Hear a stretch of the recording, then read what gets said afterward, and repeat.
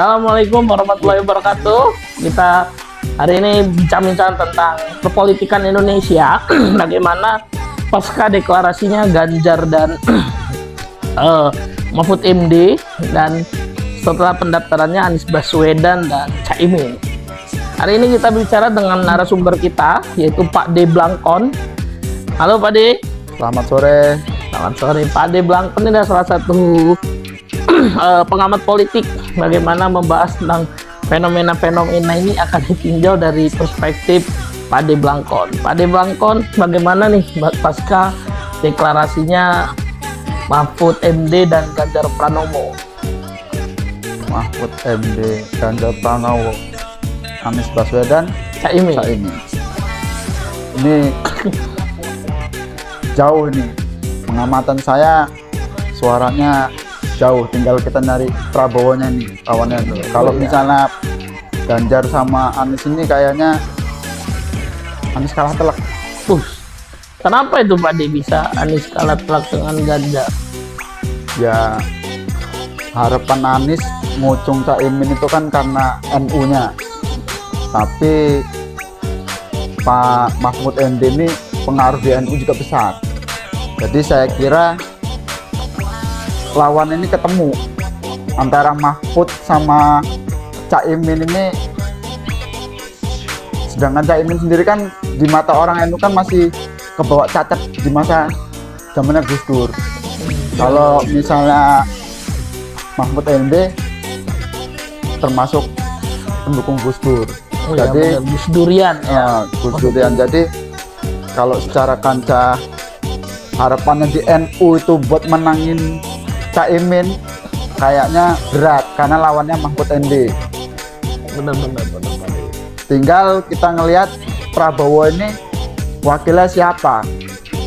Kalau dari Pak D nih, kira-kira siapa nih wakilnya Prabowo? Kemarin sih saya sempet kalau mau ketemu lawan Gibran. Gibran. Oh iya, ini lucu ya. Gibrannya saya bukan lucu. Pasca putusan MK kemarin itu akan membuka peluang Gibran untuk menjadi cawapres. Nah ini mungkin ya, kita nggak paham lah ya bagaimana fenomena ini. Tapi Pak D juga menerka ini ada nuansa kesannya akan membantu memuluskan jalan Gibran untuk calon wakil presidennya Prabowo. Nah, bagaimana kalau benar terjadi Gibran menjadi cawapresnya Prabowo tadi? Saya rasa suara kaum NU milenial itu terpecah, nggak fokus lagi ke, jadi pecah jadi tiga nih suaranya nih, yang pro ke Gus Dur, yang ini ke pro ke Caimin, dan milenial. Karena berat kalau misalnya ngomongin NU, lebih ke kalau milenial ini saya rasa berat ke Gibran.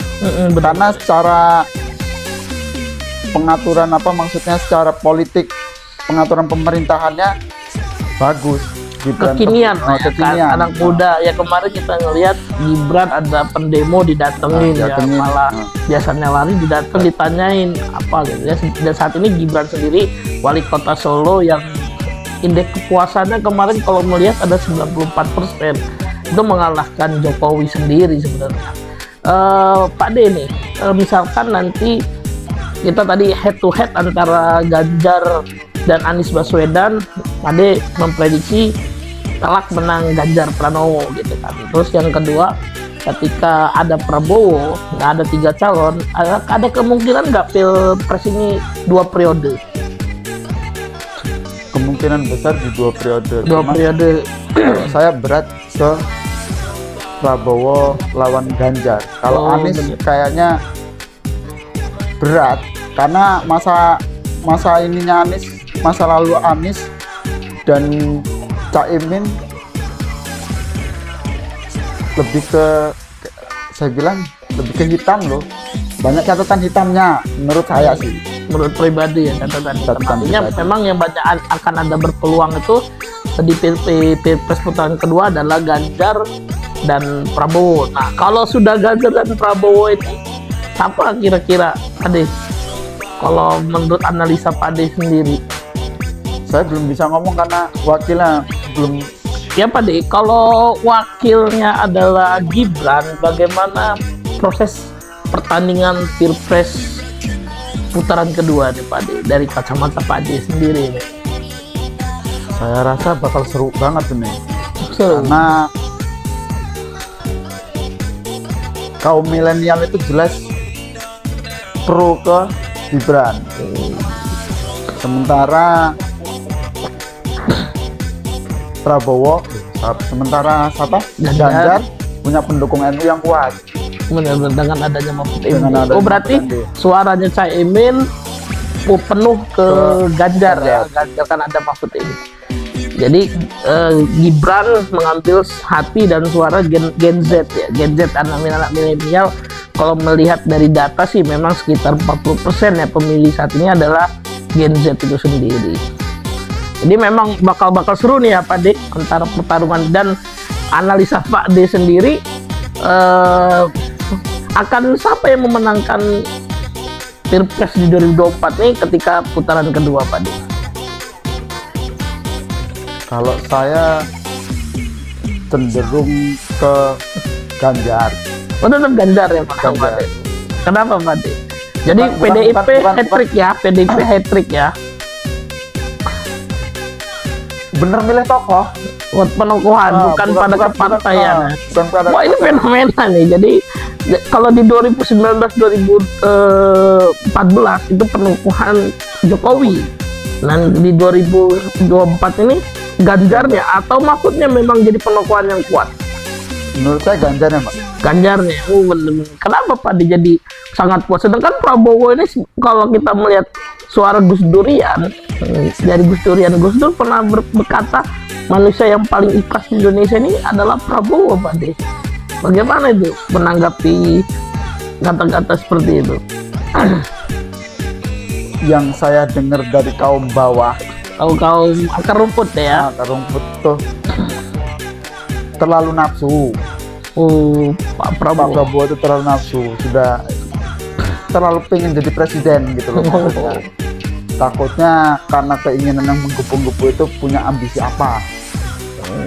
Banyak Jadi yang ngomong ada- kayak gitu, ada yang sudahlah nggak usah milih Prabowo lagi lah gitu. Banyak Takut banyak bawah. tunggangan politik atau kepentingan. Tapi kalau dia selagi memang ada kepentingan baik, sebenarnya sah-sah saja kan Pak De. Tapi dari akar rumput yang didengar dari Pak De sendiri, ada ambisius ini menjadi satu hal yang negatif ya Pak De. Ya, yang suara yang dari kedengaran di bawah begitu, terlalu ambisius itu apa yang ingin dituju itu gitu. Jadi walaupun nanti lawannya adalah Gibran, pasangannya adalah Gibran, tetap di putaran kedua yang akan bersinar adalah pasangan Ganjar dan Mahfud MD ya Pak De. Gimana pun Gibran ini kan masih karbitan. Karbitan ya, Maksud Pak De. saya ya mungkin banyak yang bilang anak kemarin sore lah, belum pernah pengalaman. Mungkin kalau misalnya pemilu akan datang kemungkinan solid. Kalau sekarang ini karena melihat track kemarin ini tingkat kepuasannya itu. Cuman kalau mau memimpin bangsa ya masih banyak yang ragu Kalau juga. dalam rangkup Indonesia lah ya, Ya, bukan kota, luar kabupaten kota. kota ya. Ya itulah Pak De, itu analisa dari Pak De sendiri ya. Mungkin kalau dari Pak De sendiri akan menjadi pertarungan yang seru ketika pertarungan itu menempatkan cawapres yang hebat di Prabowo. Jadi kalau dari secara garis besar pemilih-pemilih ini atau faktor politik ini, partai politik saat ini menggait suara NU. Memang segitu kuatnya ya Pak De NU di masyarakat itu sendiri. Gimana pun nggak bisa dipungkiri agama menjadi landasan. Benar-benar. Seperti ya Pancasila kan agama itu diletakkan pertama, Ketuhanan yang Tuhan Maha yang Maha Esa. Dan sedangkan NU adalah basis besar ya. Paling besar di Indonesia ini kan NU. Jadi ya gimana pun politik pasti. Tapi kan NU itu di Jawa Timur Pak De, sedangkan lumbung suara terbesar saat ini ada di Jawa Barat. Jawa Barat, Jawa Tengah ya, dan tiga provinsi itulah. Memang dari lumbung Jawa Barat, Jawa Tengah, dan Jawa Timur, lumbung suara terbesarnya NU itu ada di Jawa Timur ya Pak. Kita sudah lihat bagaimana Jawa Timur ada dinominasi oleh GKI NU yang memegang suara besar. Tapi memang Jawa Barat, Jawa Tengah banyak juga ya Pak De. Ya, kalau misalnya basis NU itu kan ya memang pusatnya di Jawa Timur. Cuman maksudnya organisasi itu kan mencakup seluruh Indonesia. Ketika ulamanya bilang A, ya mungkin anak buahnya Nurut ikut, semua. nurut. Itulah ya kalau kita Tokoh-tokohan, tetap tokoh-tokohan. Oke, itu ya bagaimana di Pilpres 2024 ini menjadi satu catatan yang menarik, bagaimana seluruh melihat elemen dari Nahdlatul Ulama ya, bagaimana Caimin dengan PKB-nya yang memang sangkutannya dengan NU pada saat itu, dengan ya kita tidak melihat bagaimana proses Caimin masa lalu gitu. Dan yang kedua adalah Mahfud MD, memang orang terdekat dari Gus Dur ya, Gus Durian, dan dia pernah jadi anggota dewan dari PKB. Artinya itu saja yang bakal jadi bahan diskusi kita. Pak De, terima kasih. Nanti kita akan membahas lagi ketika Prabowo telah menetapkan cawapresnya ya. Bisa saja nanti cawapresnya Prabowo ini Ganjar Pranowo, cawapresnya bisa saja Erick Thohir gitu kan, atau Sandiaga Uno, bisa jadi Ridwan Kamil gitu kan, atau yang tidak kita duga-duga banyak anak-anak muda yang lain gitu ya. Tapi ya Pak De, pesan-pesan dari Pak De nih, bagaimana untuk menghadapi Pilpres 2024 ini agar tenang, damai, dan tidak ada kericuhan. Ya intinya apapun pilihan kita tidak memaksakan orang lain harus suka. Biar Indonesia ini nggak terjadi perpecahan. Harus itu yang dipegang. Pilihan lo, pilihan gua. Jadi nggak bisa kita maksain lo harus ikut gua. Biar nggak ada perpecahan. Dukung cawapresmu itu dengan kemampuanmu saja. Maksudnya nggak perlu memaksakan orang lain harus ikut kamu. Ya ngajak boleh, cuman nggak boleh maksa. Intinya silang pendapat itu wajar, beda pilihan itu wajar. Tapi yang nggak wajar itu harus gontok-gontokan gitu. Jadi perselisihan ya antara keluarga, tongkrongan, dan lain-lain. Kita lihat 2019 kan mengerikan ya. Di politik identitasnya sangat kuat. Mudah-mudahan di 2024 ini menjadi salah satu politik yang damai, sehat, dan jadi yang menghasilkan presiden terbaik lah buat bangsa kita ini. Terima kasih buat hari ini Pak De. Terima kasih Pak De. Nanti kapan-kapan diundang lagi untuk mengamati pasca deklarasinya Prabowo, cawapresnya Prabowo. Terima kasih.